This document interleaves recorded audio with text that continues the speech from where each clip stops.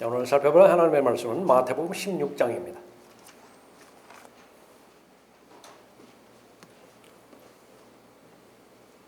16장 1절부터 4절까지 받들어 읽겠습니다.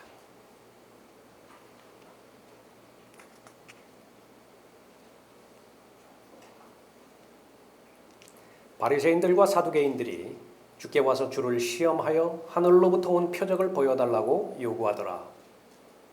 주께서 그들에게 대답하여 말씀하시기를 저녁이 되면 너희는 하늘이 붉으니 날씨가 좋겠구나라고 말하고 또 아침에는 하늘이 붉고 찌푸리니 오늘은 날씨가 굳겠구나 하나니 오 너희 위선자들아 너희가 하늘의 현상은 분별할 줄 알면서도 시대의 표적들은 분별할 줄 모르느냐. 악하고 음란한 세대가 표적을 구하나 선지자 요나의 표적밖에는 줄 표적이 없도다 하시고 그들을 떠나가시니라. 기도하겠습니다. 아버지 하나님, 오늘도 하나님 앞에 경배드리는 또 한 번의 귀한 특권 허락해 주시니 감사를 드립니다. 이제 준비된 마음으로 하나님의 말씀을 들을 때에 하나님의 말씀을 통해서 드러난 모든 죄들을 과감한 결단으로 버릴 수 있도록 용단할 수 있도록 인도하여 주시고 하나님께서 가르쳐 주시는 귀한 진리의 말씀, 필요로 한 하나님의 말씀을 자신의 마음의 믿음과 잘 결합하고자 하는 좋은 의지도 주님 앞에 드릴 수 있도록 인도하여 주셔서 말씀으로 인한 인내를 통한 아름다운 결실의 열매 맺을 수 있도록 인도해 주시길 간구를 드립니다. 세상은 더 악해져만 가고 사람들은 속이고 속기도 하는 그 정도가 더 심해지고 있습니다.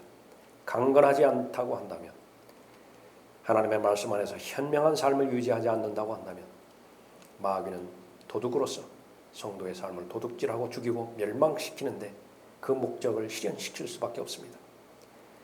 하나님의 원수인 대적에 대해서 마귀에 대해서 정신 차리고 끼어 있게 하심으로 인해서 하나님의 입에서 나오는 모든 말씀으로 마땅히 살아내야 될 그리스도인으로서의 삶을 잘 살아갈 수 있도록 복 주시길 원합니다.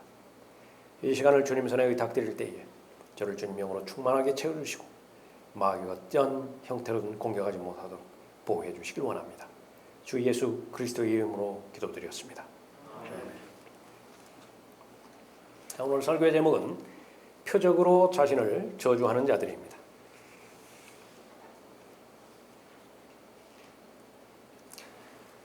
주님께서는 생애에 살아가시는 동안에 사역 가운데서 많은 기적들을 행하셨죠. 바로 16장 전에 위대한 기적을 베풀어 주셨습니다. 5,000명을 먹이시고요. 또 4,000명을 먹이셨습니다. 많은 사람들이 여기에 모여들었는데 아마 가다라 지역에서 마귀 들린 자를 고쳐주셨을 때에 그 소식을 듣고 수많은 사람들이 모여 들었을 것입니다. 식사가 끝나자 제자들은 남은 빵을 거두었는데 남은 부분도 많이 있었죠. 예수님께서 가시는 곳에는 언제든지 바리새인들과 이 종교 지도자들, 사두개인들이 등장하고 있습니다. 본문에는 바리새인들과 사두개인들이 함께 왔죠. 이 둘은 절대로 섞일 수 없는 무리들입니다. 극우파와 극좌파이기 때문에 그렇습니다. 바리새인이 믿는 것은 사두개인이 안 믿어요. 절대로 안 믿습니다. 그 사두개인이 가고자 하는 것은 바리새인들이 너무나 경멸합니다. 그러나 유달리 한 가지, 예수 그리스도를 대적하고 예수 그리스도를 반대하는 일에는 철저하게 하나가 되어지는 것입니다. 에큐메니칼이에요. 여기 악하고 음란한 세대라고 하는 표현이 나오죠. 성경에 3번 나오는데 그 가운데 2번은요. 정확하게 이 종교 통합, 바리새인과 사두개인이 모일 때에 그 세대를 지칭하는 말입니다. 악하고 음란한 세대예요. 이 사람들 진리와는 상관이 없습니다. 진리를 추구하지도 않아요. 어떻게 하면 예수 그리스도의 하나님 되심, 신성을 격화시키고 자신들의 신념을 발휘할 것이냐, 거기에만 초점이 맞춰져 있는 것입니다. 바리새인들은 종교적 보수주의자들이죠. 율법적이었고 예수 그리스도를 증거하는 데 있어서 일생을 그렇게 투자했던 그런 자들입니다. 반드시 거부해야만 돼요. 절대로 믿어서는 안 돼요. 마음에 굳게 결심해 놓은 사실 하나가 있는데 어떠한 기적과 이적과 표적을 보여준다 하더라도 안 믿어요. 안 믿을 거예요. 그 변화되지 않고자 하는, 받아들이지 않고자 하는, 거부하는 마음으로 계속해서 예수 그리스도의 뒤를 쫓아다니는 것입니다. 많은 질문들을 하는데 철저하게 반박하기 위한 질문이에요. 시험하기 위한 질문입니다. 아무리 많은 답을, 올바른 답을 제시해 주신다 하더라도 받아들이지 않기로 작정한 자들입니다. 이 사람들이 오늘 본문 말씀에서 표적을 보여요. 결론은 스스로 저주하는 것입니다. 표적을 구하는 자들은 스스로 저주하는 자들이에요. 첫 번째로 표적을 구하는 자들은 하나님을 시험하는 자들이기 때문에 그렇습니다. 1절 보십시오. 바리새인들과 사두개인들이 주께 와서 주를 시험하여 하늘로부터 온 표적을 보여달라고 요구하더라. 표적은 이스라엘과 직접적으로 관계가 있죠. 고린도전서 1장 22절에 보면 헬라인의 특징이 있고 유대인의 특징이 나오는 것인데, 헬라인은 지혜를 추구하는 민족이에요. 그런가 하면 유대인은 표적을 구하는 민족이죠. 그것은 정당합니다. 표적이라고 하는 말이 제일 처음에 성경에 나오는 구절이 출애굽기 4장 8절인데 바로 이스라엘 민족이 시작한 그런 본문이기 때문에 그렇죠. 처음 표적이라고 말씀하셨고 나중 표적이라고 또 말씀하셨습니다. 그 표적은 초자연적인 현상을 말하는 것인데 막대기가 뱀으로 변하기도 하죠. 거꾸로 되기도 합니다. 나중 표적은요, 손을 품에 넣었다가 넣었을 때 문둥병이 걸리기도 하고 반복해서 또 치유되기도 하죠. 그렇게 그런 표적을 보여주심으로 인해서 이스라엘이 하나님의 말씀에 따라오도록 순종하도록 하나님께서 마련해 주신 것입니다. 이 하늘로부터 온 표적이라고 하는 것은 그런 많은 표적 가운데서 하늘과 관계가 있는 표적들을 말하는 것이에요. 성경에서 이 하늘과 관련된 표적이 제일 처음 나오는 것은 아벨의 제사를, 아벨의 제물을 하늘에서 불이 내려서 다 불살라 버렸죠. 그러니까 기적입니다. 표적이에요. 거기서부터 하늘과 관련돼서 표적이 시작됐습니다. 모세가 만나를 내렸는데 그 만나는 하늘에서 내려온 빵이에요. 그러니까 마찬가지로 기적이죠. 여호수아는 어떻습니까? 이 아모리인과 대적하는 전쟁에 있어서 이 태양을 멈추게 하죠. 그랬더니 하루 동안 태양이 머무릅니다. 아얄론 골짜기에 그대로 머무르게 합니다. 엘리야는 어떻습니까? 하늘과 관련돼서 하나님께 기도했더니 3년 반 동안 비가 내리지 않았습니다. 다시 기도했더니 또 비가 내렸어요. 모두가 다 하늘과 관련된 표적이었죠. 엘리야의 경우에는 아벨의 경우와 마찬가지로 바알 선지자 450명과 대치하면서 싸울 때에 그 하늘에서 불을 내려달라고, 이 재물을 불살라 주시라고 그렇게 간구했을 때에 또 하늘에서 그런 일들이 일어났죠. 이 연장선상에서 하나님의 사람이라고 한다면 반드시 이 표적과 기적과 이적을 가지고 올 것이라 언급하고 있습니다. 신명기 18장부터 메시아가 나올 것인데 그 메시아는 반드시 표적을 가져올 것이라고 예언이 되어 있어요. 그 표적이 보여야만 이스라엘은 메시아로 받아들이는 것입니다. 모세와 같은 한 선지자를 일으킬 것이라고 말씀하셨죠. 그래서 그 선지자가 일으키는 기적 2개는 문둥병을 치유할 수 있어야 돼요. 그러지 않으면 그것은 가짜 메시아예요. 두 번째로는 물을 피로 바꿔야 됩니다.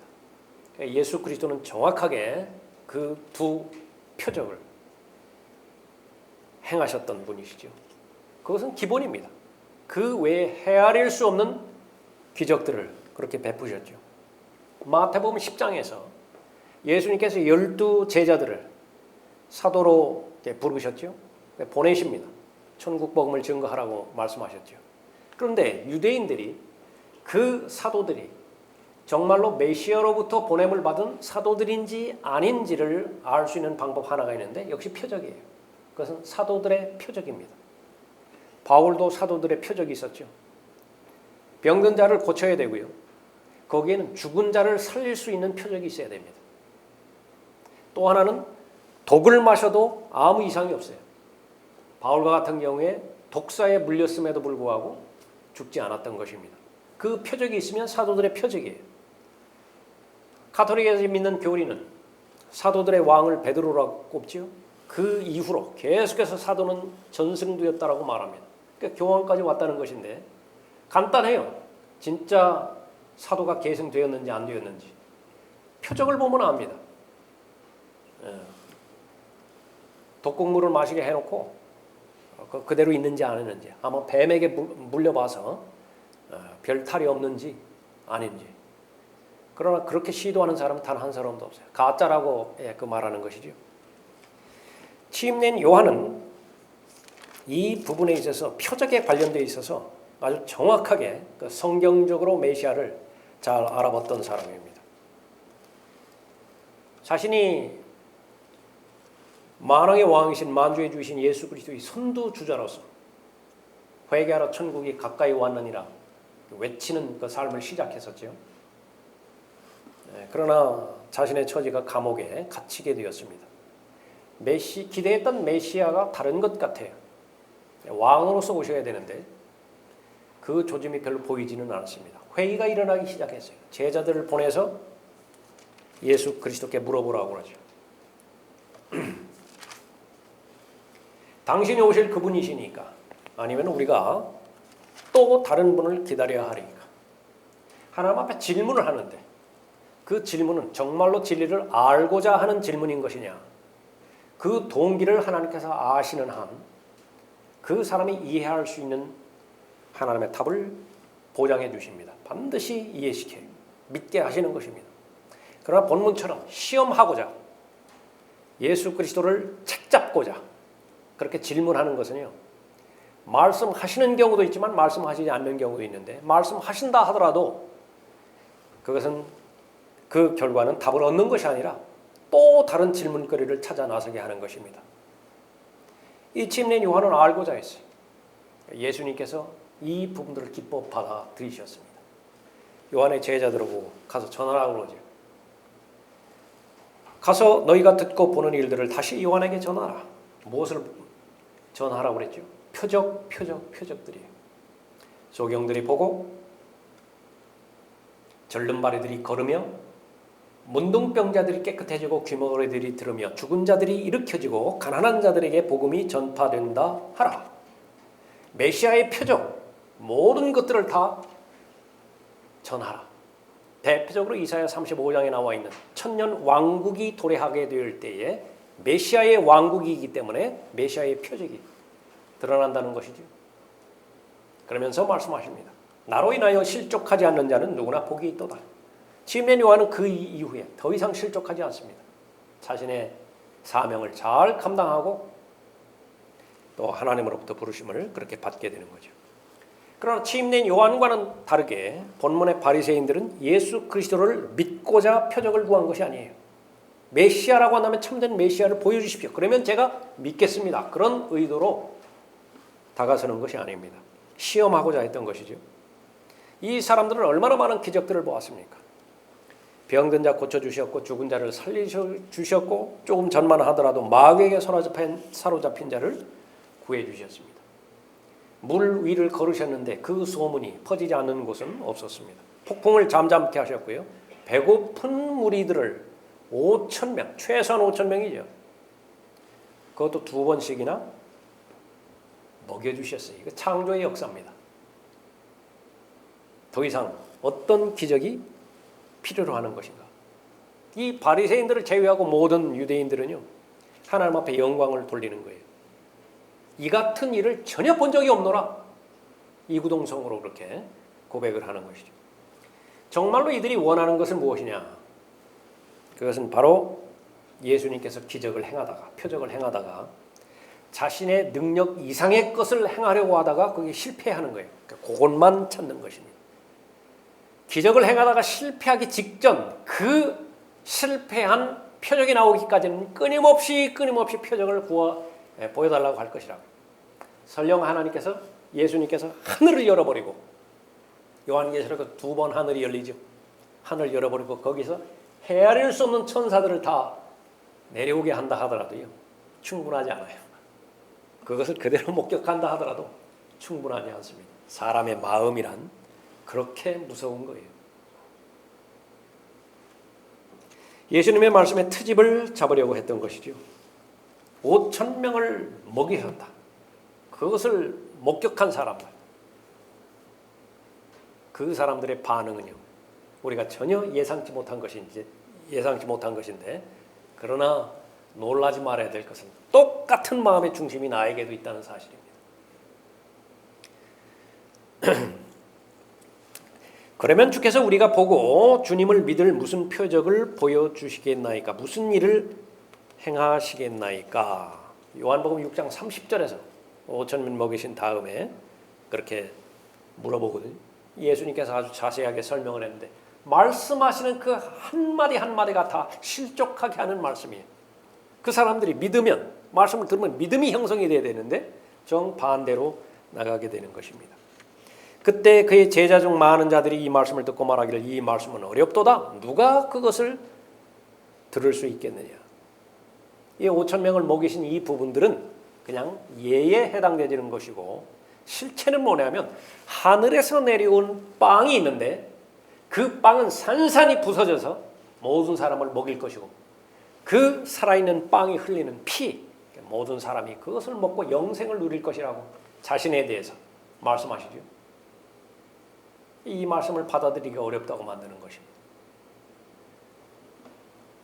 예수께서 제자들이 이 일에 관하여 수군거리는 줄 속으로 아시고 그들에게 말씀하시길 이것이 너희에게 거침이 되느냐? 그렇다면 인자가 전에 있던 곳으로 올라가는 것을 너희가 본다면 어찌 하려느냐? 이해될 수 없는 하나님의 말씀이 다가오면요, 더 이상 동행하지 않아요. 그 결과는 많은 자들이 물러가고 더 이상 주와 함께 다니지 아니하더라. 이 속성은 어느 시대나 어느 경륜이나 마찬가지입니다. 씨 뿌리는 자의 비유를 통해서 우리는 정확하게 잘 알 수 있죠. 그 말씀이 관심이 있다고요. 흥미거리가 있다고요. 내가 평소에 가졌던 관심이에요. 그것을 잘 다루는 부분, 그것이 유지되는 한 나는 예수 그리스도를 떠날 이유가 없어요. 교회에 나오지 않을 이유가 없어요. 그러나 점점 하나님의 말씀이 나에게 부담이 되어집니다. 죄에 대해서, 심판에 대해서, 지옥의 형벌에 대해서 내 인본적인 본성이 받아들일 수 없는 진리를 말하는 동시에 내가 예수 그리스도와 동행하기 위해서는 육신의 죄들의 몸, 그것을 인정해야 되고 매일매일마다 십자가를 통하여 자신의 죄 문제를 처리하지 않는 한 예수 그리스도를 따라갈 수 없다라고 하는 말씀이 너무 무거운 거예요. 두 주인을 섬길 수 없다라고 하는 것이 하나님의 말씀의 입장인데 나는 속으로 가능하다고 보는 것이거든요. 근데 그 말씀이 부담이 돼요. 하나씩 떠나가기 시작하는 것입니다. 표적을 구하는 자들이에요. 다른 것이 아니라 예수님 당시의 바리새인들만 그렇게 하는 것이 아닌 것이지요. 은사주의자들, 수많은 사람들이 하나님의 존재를 입증하기 위해서 초자연적인 사건에 목매달고 있습니다. 성령 침례를 받은 증거가 방언이라고 하는 잘못된 교리로부터 시작해서 짐승처럼 울부짖고 또 고함지로 그렇게 해야 하나님을 제대로 믿고 정상적으로 믿는 것처럼 그렇게 오판하고 있는 것이죠. 얼마나 많은 사람들이 표적을 보여주고 있습니다. 꿈에 대해서 이야기하고 환상에 대해서 이야기하고, 이 은사주의자들만 이렇게 표적을 구하는 것이 아니에요. 적지 않은 사람들이요, 자신의 감정적인 상태를 하나님으로부터 은혜 받았다라고 잘못하는 것입니다. 기분이 좋아요. 감정이 누그러졌어요. 안정됐어요. 그럼 내가 하나님으로부터 은혜 받았다라고 말하는 것입니다. 그런데 그 소위 은혜 받았다라고 하는 그 감정에 문제가 생겼을 때요, 자신의 믿음이라고 규정됐던 그 믿음이 썰물처럼 다 빠져나가 버리는 것입니다. 아무것도 안 남아요. 자신은 별것도 아닌 일에 쉽게 흔들리는 그런 마귀의 미혹에 계속해서 방치하고 있는 것입니다. 믿음의 대상은 하나님의 약속의 말씀이죠. 약속의 말씀을 마음으로 믿을 때에 구원을 받는 것부터 시작해서 어린아이처럼 이리저리 휩쓸리지 않는 것입니다. 우리가 세상의 영을 받지 아니하고 오직 하나님께로부터 온 영을 받았으니 이는 우리로 하나님께서 우리에게 값없이 주신 것들을 알게 하려 하심이라. 구원받지 못한 사람은 자연인이라고 말하는데, 자연인의 입장에서도요, 여러 가지 현상들이라든지 또 여러 가지 사건들을 통해서 하나님이 존재하시는 것 그걸 알 수 있다고요. 심지어 믿기까지 할 수 있어요. 그러나 불가능한 것은 하나님과 교제는 불가능해요. 개인적인 관계에서 교제는 불가능한 것입니다. 마귀가 그렇죠. 마귀는 하나님 계시는 것을 알고 두려워서 떨기까지 하지만은 어떤 마귀가 하나님과 개인적으로 교제하는 마귀가 있겠습니까? 사람도 마찬가지죠. 그러나 자연인은 하나님의 영의 일들을 받아들이지 아니하나니 이는 그 일들이 그 사람에게는 어리석게 여겨지기 때문이요 또 알 수도 없나니 이는 그 일들이 영적으로만이 분별되기 때문이라. 믿음의 대상을 자신의 감정에 두는 사람, 표적을 구하는 사람이에요. 믿음의 대상을 학문에 두는 사람, 학문적으로 다 입증이 되어야 하나님의 말씀을 믿는 사람, 대표적으로 창조과학회 사람들이죠. 거기에는 과학이라고 하는 그 학문에 목숨을 매달았어요. 과학으로 설명되어지는 영역도 있지만요, 얼마나 많은 성경에 게시된 부분들이 신비에 해당되어지는 영역들이에요. 미스테리. 그리스도인들은 청지기들이라고 말씀하셨습니다. 청지기라고 한다면 하나님께서 맡겨주셨다라고 하는 말인데 무엇을 맡겨주셨죠? 하나님의 신비들을 맡겨주신 청지기예요. 사람들을 그렇게 여기라고 그렇게 명령하시죠. 표적을 구하는 사람들, 스스로 저주하는 사람들입니다. 어떻게 저주하는 것이냐? 이 사람들의 특징은 두 번째로 표적을 구하는 자들은 영적인 일에 무관심한 자들이기 때문에 그렇습니다. 2절을 보십시오. 주께서 그들에게 대답하여 말씀하시기를 저녁이 되면 너희는 하늘이 붉으니 날씨가 좋겠구나라고 말하고 또 아침에는 하늘이 불꽃이 뿌리니 오늘은 날씨가 굳겠구나 하나니 오 너희 위선자들아 너희가 하늘의 현상은 분별할 줄 알면서도 시대의 표적들은 분별할 줄 모르느냐. 하늘의 현상 하나 있고 시대의 표적 어느 곳으로 마음이 기울었느냐. 그 부분들을 말씀하시면서 책망하시는 것이죠. 예수님 당시에 랍비들이 가르치는 학교에서는요, 이런 날씨에 대해서도 많이 가르쳤다고 합니다. 석 달 후에 날씨가 어느 정도냐, 그런 것까지 예상할 수 있었다고 그래요. 그러나 이 사람들이 전혀 관심이 없었던 것은 왕의 오심에 관한 시대의 표적들에 대해서는 무관심하는 것입니다. 메시아가 오기는 오는 것인데 전제 조건은 자신의 기득권을 인정하는 메시아여야만 해요. 바리새인들이 지금 가지고 있는 종교적인 기득권이 있잖아요. 그 기득권을 인정하는 상태에서 메시아가 온다고 한다면 받아들이지를 못할 이유가 없어요. 그러나 정반대로 세리들과 창녀들 먼저 하나님의 나라에 들어갈 것이라고 말씀하셨죠. 견딜 수 없는 것입니다. 이 부분. 나는 새벽부터 와서 정해진 종료 시간까지 열심히 일했는가 하면 저 사람은 1시간만 일했는데 이 임금이 어떻게 똑같느냐고. 이거 감당하지 못하는 것이에요. 분노와 시기와 질투 가운데서 아무리 하나님의 말씀을 근거로 해서 설교를 한다 하더라도 기적을 베푸신다 하더라도 자신의 기득권에 이상이 있는 한 거부해버리는 것입니다. 세금에 대해서 논쟁을 하는데요. 그 동기와 결과는 예수 그리스도를 어떻게 하면 책잡아서 고소하고 고소의 결과 죽일 수 있는 것이냐. 이 무서운 동기에서 한마디 한마디 질문을 하는 것입니다. 바리새인들과 헤롯 당원이 마찬가지로 하나가 되어서 예수님께 왔습니다. 목적은 트집 잡으려고 온 것이에요. 우리는 당신께서 진실하시고 또 아무도 개의치 않으시는 것을 아나이다. 이는 당신이 사람들을 외모로 보지 않으시고 진리로 하나님의 도를 가르치시기 때문이다. 말은 얼마나 그럴듯합니까? 예수님을 인정하고 왔어요. 이 비슷한 사람이 또 하나 있었죠. 요한복음 3장에서 니코데모라고 하는 사람이에요. 이 사람도 하늘로부터 오신 분이시라는 것을 인정합니다. 그러나 역시 마찬가지로 동기는 완전히 반대예요.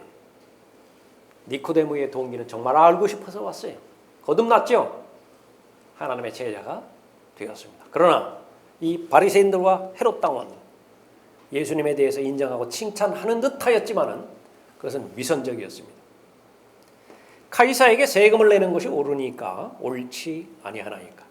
우리가 세금을 내야 하리이까 내지 말아야 하리이까? 아주 곤란하게 질문을 해버린 것입니다. 세금을 내지 않으면 이제 어떻게 되는 거예요? 반역자입니다. 로마 제국에 대해서 정면으로 반역하는 것입니다. 세금을 내면 이제 어떻게 되는 거예요? 유대법에 정면으로 걸리게 돼버리는 거예요. 다른 왕에게 세금을 내서는 안 되는 것입니다.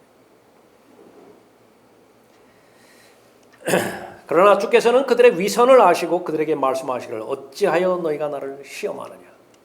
그 동기를 그대로 드러내신 것이죠. 우리가 그런 분을 섬기고 있습니다. 그런 분과 동행하고 있는 것입니다. 마음의 상상을 이미 알고 계시는 분 앞에 서는 자리가 하나님 앞에 서는 자리예요. 하나님을 두려워하는 것을 배워야 하는 이유가 바로 거기에 있는 것이죠. 동전 한 입 가져오라고 그랬습니다. 데나리온 하나 가져와 보라고. 거기에 새긴 글자 형상 누구 것이냐? 카이사의 것이지요. 카이사의 것은 카이사에게, 하나님의 것은 하나님께 바치라. 그 결과는 어땠습니까? 주를 보고 놀라더라. 놀라면 받아들여야 될 거 아니에요. 그 지혜는 위로부터 온 하나님의 지혜 아닙니까? 받아들여야 되는 것인데 또 하나 찾아 나서는 것입니다. 표적을 구하는 자들, 영적인 일들에 무관심한 자들입니다. 예수님께서 말씀하시는 그 말씀의 교리, 무관심하다고. 자신이 제일 먼저 세놓은 신념에 근거한 기득권을 어떻게 하면 지킬 것이냐, 정면으로 위협하는 것이 저 예수 그리스도의 설교예요. 군중들이 다 따라가거든요. 그 자기들이 설 곳을 잃어버릴 것이 얼마 남지 않은 것입니다. 이 사람들이 이것을 근거로 해서 예수 그리스도를 처형할 때에 완전히 진리를 왜곡시킬 대로 왜곡시켜서 거짓말로 꾸며냅니다. 빌라도 앞으로 예수 그리스도를 끌고 나서요, 고소하는데 고소의 내용이 무엇이냐면 이 자가 우리 민족을 현혹하고 카이사에게 세금 바치는 것을 금하며 자칭 그리스도 왕이라고 하더이다. 핵심은 뭐예요? 카이사에게 세금 바치는 것을 금하더이다. 금한 적이 있나요? 결국은 자신의 동기와 목적을 이루어가는 것이죠. 그렇게 하면서 로마의 통치자에게 공개적으로 충성을 맹세합니다. 자신의 왕을 바로 눈앞에 두고서도. 너희의 왕을 보라고 빌라도가 말하죠. 이 왕을 어떻게 하랴? 그렇게 물어보죠. 처단하소서, 처단하소서.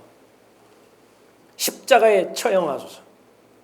모두가 다 하나가 돼서 그렇게 부르짖는 것입니다. 당신이 이 사람을 놓아주면 당신은 카이사의 친구가 아니니이다. 자신을 왕이라고 하는 자는 누구나 카이사를 대적하여 말하는 것이니이다. 다름 아닌 유대인이에요. 유대민족이 이런 말을 한 것입니다. 더 나아가서 카이사 외에는 우리에게 왕이 없나이다.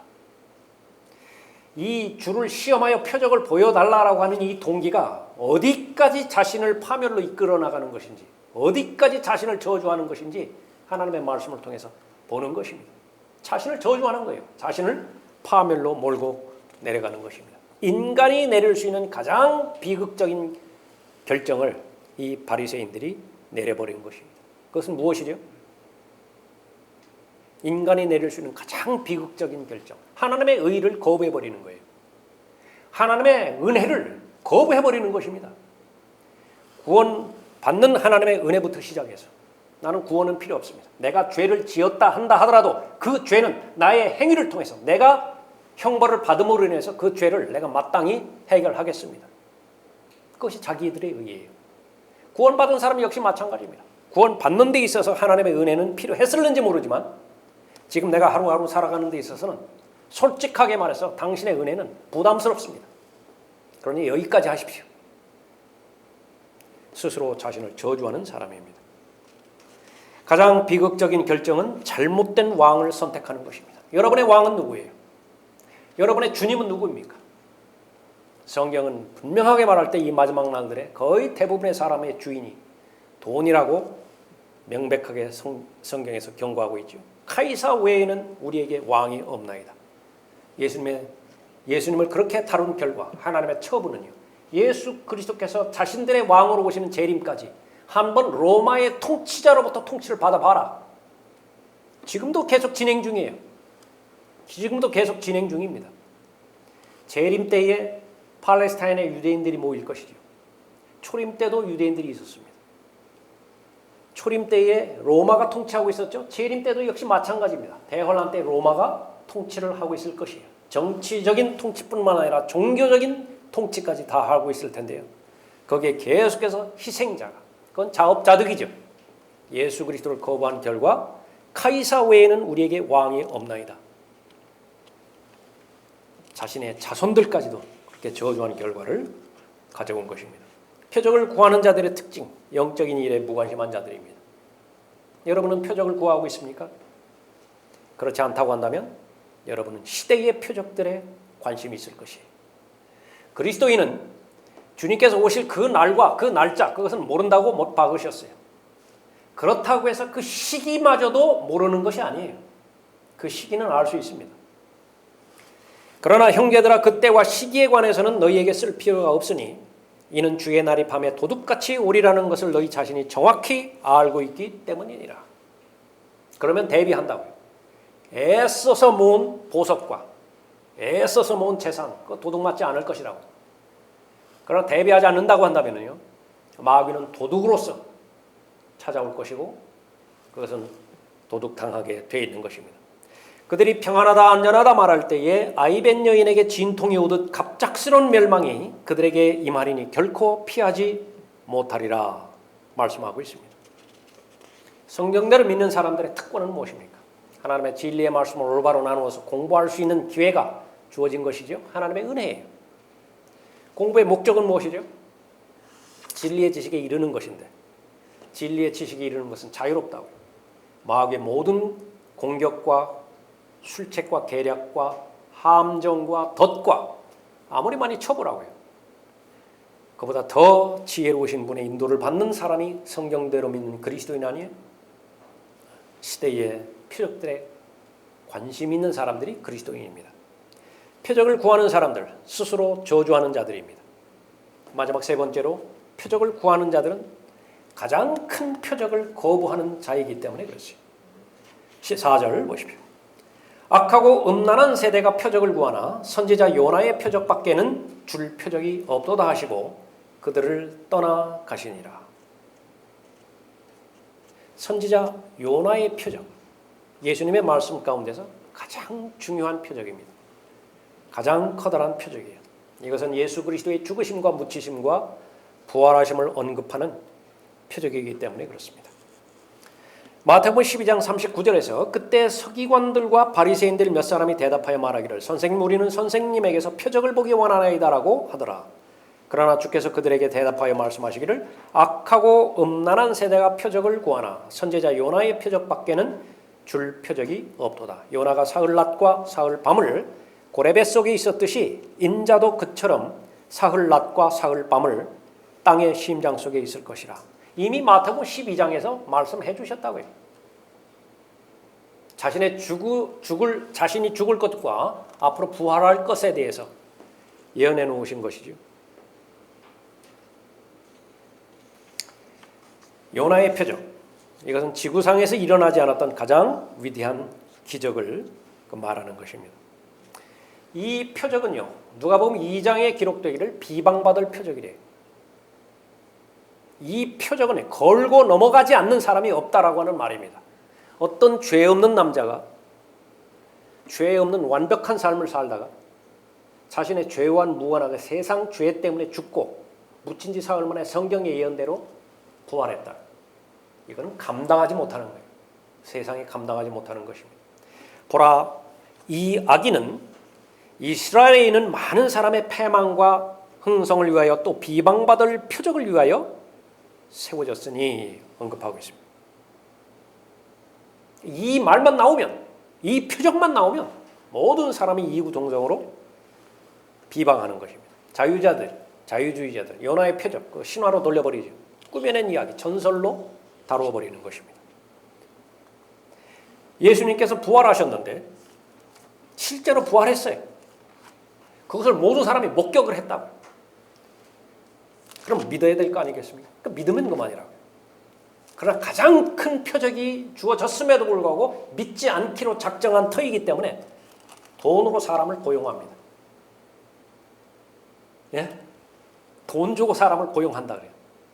그렇게 해서 내가 그것을 이렇게 했다고 해서 거짓 증인하라고. 그러면 이 돈 네 거라고. 세상에 그런 일이 있겠어요? 그들이 가고 있을 때에 보라 경비병 몇 사람이 성읍에 들어가서 일어난 모든 일들을 선임 제사장들에게 보고하더라. 부활의 사건을 보고한 거예요. 선임 제사장들에게. 그들이 장로들과 함께 모여 의논하고 경비병들에게 많은 돈을 주면서 말하기를 너희는 그의 제자들이 밤에 와서 우리가 자는 동안 그를 훔쳐갔다고 말하라. 만일 이 말이 총독의 귀에 들어가면 우리가 그를 설득하여 너희는 안전하게 하리라. 거짓말한다 하더라도 우리가 그 무마시킬 권한이 있으니까 그대로만 하라. 그러므로 그들이 돈을 받고 가르침을 받은 대로 행하였으니 이 말이 오늘까지 유대인들 사이에 두루 퍼지니라. 비방받을 표적이에요. 요나의 표적은 비방받을 표적이라고요. 부활, 참된 믿음인가? 참된 복음인가? 그것을 밝혀주는 시금석입니다. 복음을 굳게 잡고 헛되이 믿지 아니하였다면 복음을 통하여 구원받은 거예요. 복음은 세 가지로 이루어졌는데 예수 그리스도께서 죄인들을 위해서 죽으셨고 묻히셨고 세 번째는요. 성경의 예언대로 셋째 날에 부활하신 것입니다. 다시 살아나신 거예요. 그런데 마지막 셋째 사실을 안 믿어요. 첫 번째, 두 번째는 믿는다고 해요. 첫 번째, 두 번째 믿는 것을 예수 그리스도를 4대 성인 가운데 한 사람으로 받아들이는 것을 말하는 거예요. 역사적인 인물, 그거 부인할 수 없다고요. 그분의 탄생을 기점으로 해서 AD와 BC가 갈려지는 것을 누가 부인을 해요? 지금 현실적으로 적용되어지고 있는 것인데 그분이 죽은 것, 그거 부인할 이유가 없다고요. 그러나 부활하는 것만큼은 인정하지 않는 것입니다. 이제 그리스도께서 죽은 자들로부터 살아나신 것이 전파되었는데도 어찌하여 너희 가운데 어떤 사람들은 죽은 자들의 부활이 없다 하느냐? 누구에게 한 말이죠? 고린도 교회 성도들에게. 열심히 다니는 거예요. 열심히 경배 참여하고 교제도 하고 주의 만찬도 참여하고. 그런데 이 사람들이 부활을 안 믿어요. 죽은 자들의 부활이 얼마만큼 그렇게 지속적으로 광범위하게 전파되었습니까? 동시에 500명이 넘는 사람들에게 예수 그리스도께서 보이셨잖아요. 두 사람의 증인만 있다 하더라도 그것은 물질적인 증거로 합법적인 증거로 받아들이는 것이 법정 현상이라. 그런데 500명이 넘는 사람들에게 일시에 보이셨음에도 불구하고 안 받아들인다. 무엇이죠? 영적인 문제이기 때문에 그래요. 영적인 문제이기 때문에. 예수님의 속죄의 죽으심과 영광스러운 부활, 그것은 바로 그분 자신이 하나님이심을, 메시아이심을 증명하는 것이죠. 그래서 예수 그리스도의 십자가, 예수 그리스도의 빈 무덤, 이거보다 더 큰 표적이 없어요. 의심이 갑니까? 십자가 바라봐요. 다 해결된다고요. 성경에 보장을 해요. 의심이 듭니까? 빈 무덤에 대한 기록, 그것을 쳐다보라. 그러면 다 해결되는 것입니다. 그러면 구원받아요. 내가 내 입으로 주 예수를 시인하고, 뭘 시인하죠? 십자가와 빈 무덤을 시인하는 것입니다. 또 하나님께서 그를 죽은 자들로부터 살리신 것을 내 마음에 믿으면 구원을 받으리라. 바리새인들은 믿기를 거부했습니다. 구원받지 못했죠. 참된 표적을 거부하면 그 표적을 구하는 것으로 인해서 자신을 저주하게 되는 것입니다. 표적은 사람들을 미혹하기에 아주 좋다고 성경에서 기록되고 있어요. 요한계시록 13장 13절에서 또 큰 이적들을 행하는 데 심지어는 사람들 앞에서 불을 하늘에서 땅 위로 내려오게 하더라. 누가 하는 거죠? 마귀가 하는 것이라. 땅을 하늘로부터 내려오게 한다. 그야말로 하늘의 표적이 아니에요. 하늘의 표적이죠. 예수 그리스도를 거부한 이 배교한 자들이에요. 적 그리스도를 영접하기에 만반의 준비가 다 되어 있는 것입니다.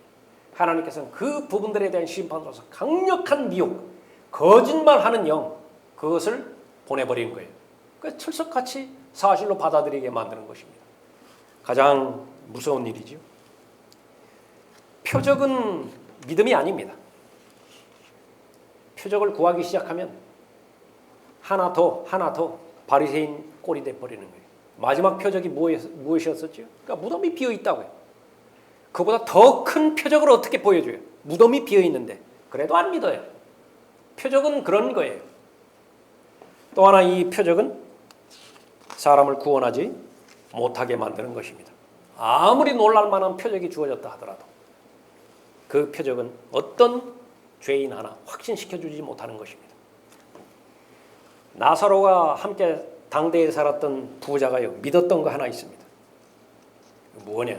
표적 하나를 믿었는데 이미 지옥에 간 사람이 하나님께서 아주 특별한 방법으로 그 지옥에서 꺼내서 지옥은 정말로 있다고 죽었던 사람이 살아와서 그렇게 말한다고 한다면요 믿을 것 같았다고요. 누가복음 16장에서 그렇게 하소연했잖아요. 아브라함 보고. 그거 가지고 불가능하다. 그런다고 믿는 거 아니라고. 정말 그렇습니다. 그런다고 안 믿어요. 모세의 글들을 통해서 믿을 수밖에 없어요. 기록된 하나님의 말씀을 통해서 기록될 수밖에 없는 것입니다. 표적을 구하는 자들을 예수님께서는 최악으로 대하시는데 그들을 떠나가시니라 말씀하고 있죠. 다른 말로 하면 내버려 두시는 것입니다. 믿기를 거부하는 최종적인 결론은 자신들이 선택한 대로 내버려 두는 거예요. 마태복음 15장 14절에서 이미 말씀하셨습니다. 내버려 두라. 그들은 소경이 되어 소경을 인도하는 자들이라. 하나님께서 항복하셨어요. 전지전능하시는 하나님께서 포기하셨어요. 그만두셨어요. 이보다 더 무서운 일이 어디 있습니까? 그건 불가능하다. 시편 81편 11절에서 그러나 내 백성이 내 음성에 경청하려 하지 아니하였고 이스라엘이 나를 전혀 원치 아니하였도다. 그러므로 내가 그들 마음의 정욕대로 내버려 두었더니 그들이 자기들의 생각대로 행하였도다. 이 부분을 그대로 로마서 1장에서 24절 이후에서 받았죠. 그러므로 하나님께서도 그들을 자기들의 마음의 정욕에 따른 더러움에 내버려 두시어 정욕에 내버려 두시면 서로 욕되게 하는 거예요. 스스로 간음하고 음행하고 저주하게 만들어버리는 것입니다. 그들의 몸을 서로 욕되게 하도록 하셨으니 이는 그들이 하나님의 진리를 거짓말로 바꾸어 피조물을 창조주보다 더 경배하고 숨겼습니다. 하나님께서 3번 포기하잖아요. 수치스러운 욕정에 내버려 두신다고요. 무슨 동성연애 얼마만큼 성경에서 경고하고 있습니다. 설교자를 통해서 글들을 통해서 얼마만큼 엄중하게 경고하고 있어요. 그런데도 한다고요? 그럼 해버려도 자신의 생각대로 행위대로 내버려 두는 것입니다. 가장 무서운 것은 성령께서 더 이상 사람을 다루지 않으시는 것입니다. 할 만큼 했다고요. 그런데도 더 이상 고집을 부린다고 한다면 더 이상 죄인을 다루시지 않아요. 어느 순간에 이제 성경대로 믿는 사람들을 만나지 못하게 할 것이라고요. 이 영적인 현상에서. 더 이상 설교다운 설교 못 들을 거라고요. 설교다운 설교가 전파된다 하더라도요. 귀를 틀어막았기 때문에 이미 믿지 않기로 이미 헌신하지 않기로 작정해버렸기 때문에 들리지도 않아요. 자신에게 진리가 더 이상 되지도 않는 것입니다. 하나님의 관점은 내버려두라. Let him alone. 내버려두라. 집단적으로는요. 라오디케아 시대 전체적으로 그들을 내버려두라. 호세아에서 에프라임이 그 북쪽에 있는 10부족에 대해서 10지파에 대해서 말하고 있죠. 내버려두라. 721년에 완전히 망해서 파산되어져 버린 것입니다. 주님께서는 은혜로 다루시죠. 모든 사람이 구원을 받기를 원하시기 때문에 그렇습니다. 구원받은 모든 사람이 진리의 지식에 이르기를 원하시기에 계속해서 은혜로 대하십니다. 그러나 표적을 구하는 일이 발생을 한다고 한다면 하나님의 진리의 말씀에서 멀어져서 자신의 감정에 의존하거나 자신의 환경적인 여건을 믿음보다 더 위에 둔다고 한다면 하나님께서는 계속해서 경고하실 것이에요. 바로잡으라고 성령 하나님을 통해서 바로잡으라고 하실 것입니다. 내일을 자랑하지 말라라고. 하루 동안에 무슨 일이 일어나는지 내가 알 수 없다고. 그것이 내일의 속성이라고. 자신만만해 하지 말라고. 지금이 바로 은혜 받을 만한 때이고 지금이 바로 은혜와 동행하는 때이라고 계속해서 경고해 주시는 것이죠. 그 말씀에 순종하면 이제 여러분은 가장 안전합니다. 성경을 통해서 배울 수 있는 교훈이 그것을 배우지 못하면요 여러분의 역사는 반복될 것이라고. 실패의 역사는 내일을 보장할 것이라고. 그러나 그렇게 살 필요가 없는 것입니다. 하나님의 은혜가 값없이 주어져서 구원에 이르게 하셨듯이 그 하나님의 은혜는 한량없이 헤아릴 수 없을 정도로 계속해서 부여하게 해주셔서 여러분을 강건하게 만들 것이라고. 강한 그리스도의 훌륭한 군사들로 만드실 것입니다. 지금 여러분이 그러한 삶을 살고 계십니까? 가장 감사하십시오. 하나님의 말씀이 나에게 절대적인 믿음과 실행에 있어서의 진리로 자리 잡은 것만큼 복된 삶은 없습니다. 그 하나님의 진리의 말씀이 여러분의 최종 권위가 돼서 그 하나님의 말씀에 의해서 보호를 받고 말씀에 의해서 여러분의 필요가 채워지고 또 그 말씀에 의한 소망, 그것을 가장 귀한 소망으로, 사한 소망으로 여러분의 마음 가운데 잘 새기고 있다고 한다면 세상이 여러분을 감당하지 못할 것이에요. 세상에 또한 부러운 것이 없을 거예요. 여러분은 믿음의 창시자의 완성자이신 예수 그리스도만 바라보는 것입니다. 이제 얼마 안 있으면 참된 성경대로 믿는 그리스도인들, 성경대로 설교하는 설교자들 하나님께서 더 이상 놔두지 않을 것입니다. 그러면 계속해서 귀나 가려운 귀나 즐겁게 해줄 가짜 교사들, 가짜 설교자들 자신의 마음만 안정시켜주고 계속해서 평온하다 평온하다 거짓 화평만 내려줌으로 인해서 마치 미지근한 물부터 시작해서 삶아지는 개구리처럼요. 탕 안에 있는 그 개구리처럼 그렇게 마귀의 계략과 책략을 통해서 많은 사람들을 파멸로 이끌 것입니다. 정신 차리고 깨어있는 것은 안전한 일입니다. 부담스러운 일이 아니에요. 여러분 자신을 지키는 것이고 여러분의 가정과 여러분의 교회를 지키는 일입니다. 기도하겠습니다.